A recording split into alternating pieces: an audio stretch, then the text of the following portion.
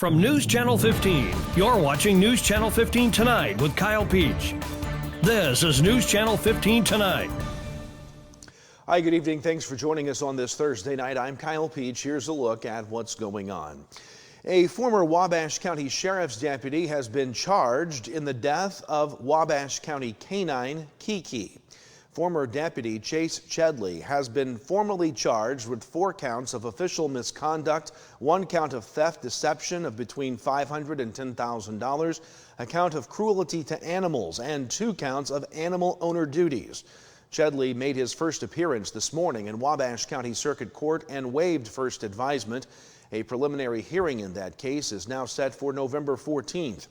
Kiki was found dead back on July 14th, and Chedley was placed on administrative leave. Wabash County Sheriff Derek Morgan then requested the Lawrence County Sheriff's Office conduct an independent investigation into Kiki's death. The results of that investigation were turned over to the Wabash County State's Attorney's Office, who then turned the information over to the State of Illinois' Appellate Prosecutor's Office. Chedley resigned his position as a deputy on August the 8th. Wabash County firefighters were called to a structure fire yesterday. The Bolden Electric Building at 406 West 3rd Street in Mount Carmel was found heavily involved in smoke and flames as first units arrived at around 5:15 yesterday evening. Units from Mount Carmel, Allendale, and Belmont on scene. No word yet on the cause of the fire, which also disrupted the evening commute for those traveling on Route 1 South or 3rd Street through Mount Carmel. Meanwhile, the Xenia Volunteer Fire Department was called to a field fire last night in Wayne County along Fairfield Road. They found about 4 acres were on fire and worked to extinguish the blaze. That's the second call for that department just inside the Wayne County line this week.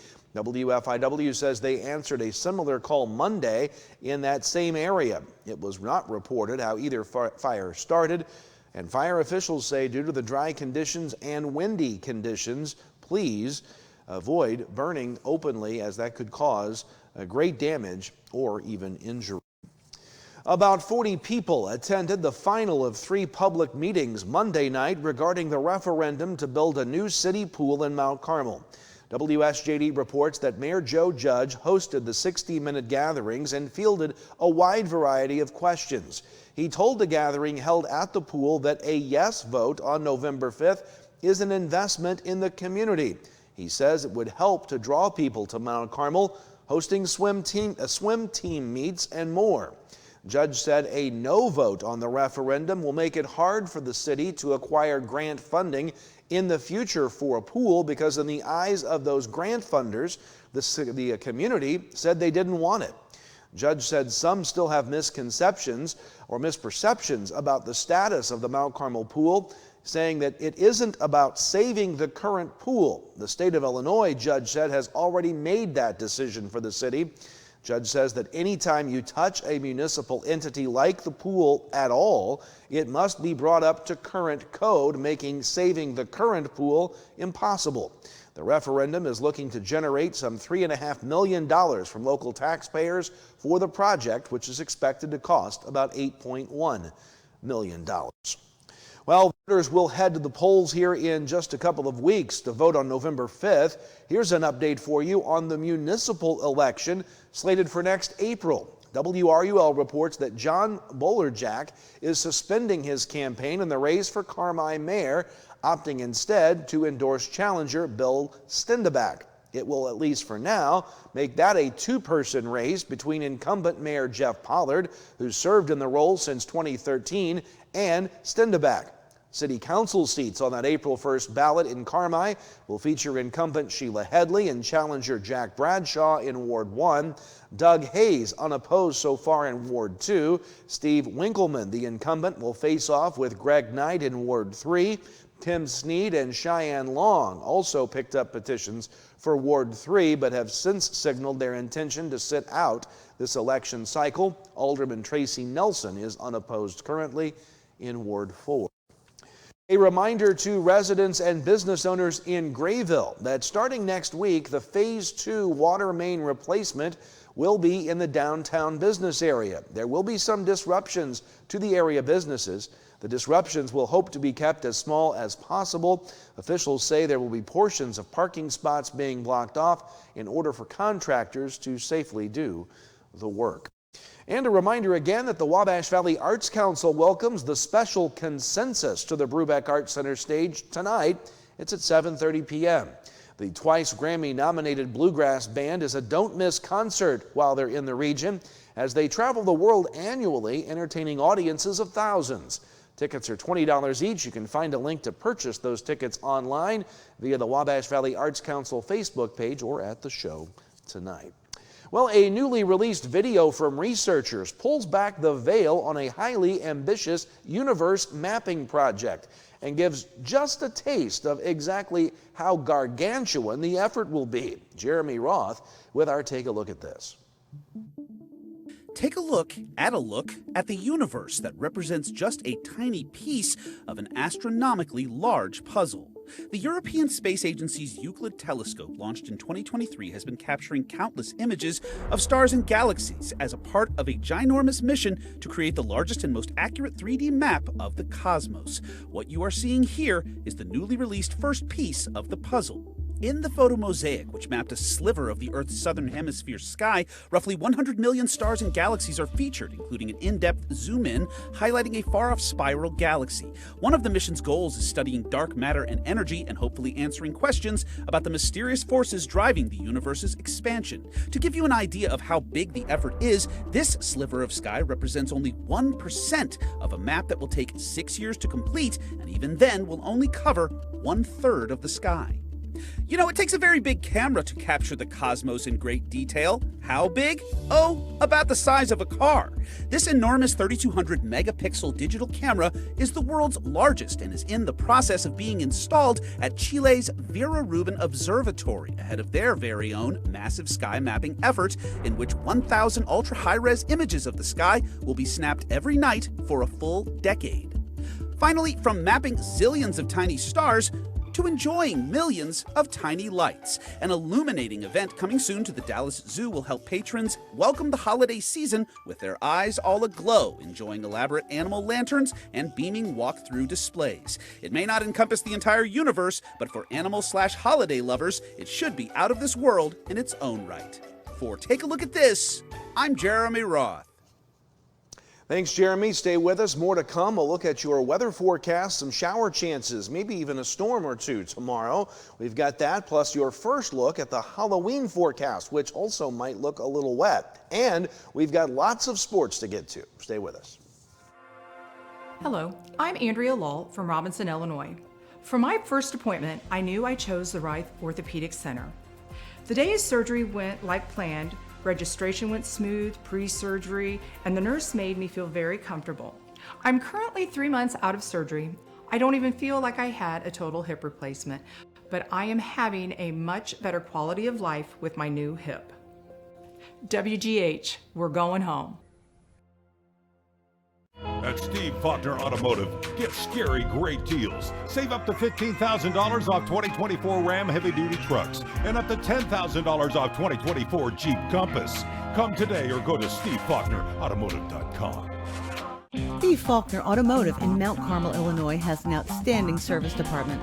With free pickup and delivery, we'll make sure your vehicle runs perfectly at an affordable price. Come see us today or view our service specials at SteveFaulknerAutomotive.com. Welcome back. It's time to talk weather here tonight. We do have nothing showing up on the local scan of radar this evening, but that could be changing as we move through the day tomorrow. Another cold front going to come through the area, knock the temperatures down a little bit, and bring a little chance of rain into the area, maybe even a couple of thunderstorms. 68 degrees was our high temperature this afternoon. 42 was our morning low. That's very comparable to normal for this time of year with the cold front that moved through late yesterday. That front, of course, didn't bring us any precipitation. This one might. As you see the stage here this evening, here is the complex of the storm system. But you see it kind of fizzle out as it moves into our area. This is about 9 o'clock tomorrow morning. Clouds associated with that front coming in. Will we see redevelopment along that line? This model taking that redevelopment later in the day on Friday night down to the south. I think we're seeing a few too many clouds compared to what we will see through the day on Saturday, but definitely have that chance of rain, about a 30 to 40% chance of showers and thunderstorms coming at us on Friday. Possibility of a second wave Friday night, but it looks like that may stay further to the south and east of us. For tonight, generally speaking, it will be a mostly clear sky. You start to see some of the rain chances developing, but that will be well after midnight tonight across the region. Friday, looking for scattered showers and thunderstorms. We will see sun at times, it appears. Highs will be right around 80 degrees along and south of US 50, north of there, low 70s. Friday night, again, shower and thunderstorm possibilities exist, predominantly more south and east of the area, but we can't rule out a shower or thunderstorm Friday night. Overnight lows will be in the mid 40s to the north, low to mid 50s in the south. And then as we look at Saturday's forecast, markedly cooler than Friday. So we're going to go from about 65 today to 80 tomorrow, back to 65 on Saturday. Plenty of sunshine, though, we think, on Saturday. We'll throw in a few clouds since the forecast model indicated that, but this model saying sunshine and mid-60s for your Saturday. The extended forecast, again, that shower and thunderstorm chance Friday, 80. Then mid-60s with sun through the weekend, mid-70s to low 80s next week. And unfortunately, our first look at the Halloween forecast indicates we could see another storm system in here on Halloween night. So if your city gives you the opportunity to trick or treat on Wednesday, right now, early look at this, looks like that might be the pick day to trick or treat. Halloween day, rain, and back into the 70s. That's your forecast. Sports is next. What's up, guys? It's Fire Pup here with the Mount Carmel Fire Department, and I'm here with my friend David, the president of Mount Carmel Public Utility. Today's focus is on the importance of replacing your smoke alarms. Age is crucial when it comes to smoke alarms. Replace all smoke alarms every 10 years or sooner if they fail to respond during testing. Remember, fire spreads quickly. You might have less than 2 minutes to escape once the alarm sounds. Functional smoke alarms provide early warning, giving you precious time to get to safety. We've noticed suspicious activity on your account, and we're conducting an investigation. To protect your money, we need you to transfer it to a secure account. Banks never ask that. Your bank will never ask you to help with an investigation or ask you to move money to other accounts. It sounds obvious, but these criminals are convincing. October is National Cybersecurity Awareness Month, and the First National Bank is sharing several tips and tricks to fight against fraud on our Facebook page, so be sure to follow along. We're setting the stage for a story half a century in the making. It's the 50th anniversary of the IHSA Football State Finals. But before champions are crowned, the IHSA Football Playoff Pairing Show is breaking down every bracket from 1A to 8A. We reveal who made the playoffs and analyze all the matchups. Everything you need to know before the historic weekend. The IHSA Football Playoff Pairing Show, sponsored by Menards and SIU Carbondale, Saturday, October 26th. Football playoffs are here. Let's talk sports and a little bit of high school football. The final weekend of the regular season gets underway a little earlier tonight. In the Little Illini, Mount Carmel travels to Lawrenceville tonight for a rare Thursday night football game. It begins at 6:30. We'll have it on our YouTube page for you. Elsewhere in the LIC on Friday, Olney's at Robinson as the Tigers look up to wrap up that LIC title. Paris is at Casey, Newton's at Marshall. In the Black Diamond Friday, Carmi at Johnston City. The winner factors into the BDC championship. Johnston City tries to win it outright. Carmi's battling for a share. Meanwhile, Cesar-Villiers and Johnston City look to factor in there as well. Elsewhere, Fairfield's at Edwards County, Cesar's at Flora. Saturday, CZR's at El Dorado, Hamilton County is Idle, Red Hills also at Carlisle. Also, we'll have that live Saturday night IHSA Playoff Football Selection Show beginning at 8 o'clock Saturday night right here. A couple of volleyball scores. Marshall beat Lawrenceville. Benton beat Hamilton County in action yesterday. Don't forget this weekend, Saturday, in honor of the late Don Little, a Mount Carmel native, 70 years after his World Series win. It's a game of pitch and catch at Don Little Park on 4th Street Saturday at 11 a.m. And Mount Carmel Public Utility will host the Riverview Ramble 5K, 10K, and half marathon. That's Saturday. Registration available at runsignup.com/RiverviewRambleHalf. Race packets can be picked up at Public Utility tomorrow on Market Street. Proceeds benefit the Brubeck Arts Center. We'll see you tomorrow. Have a great night.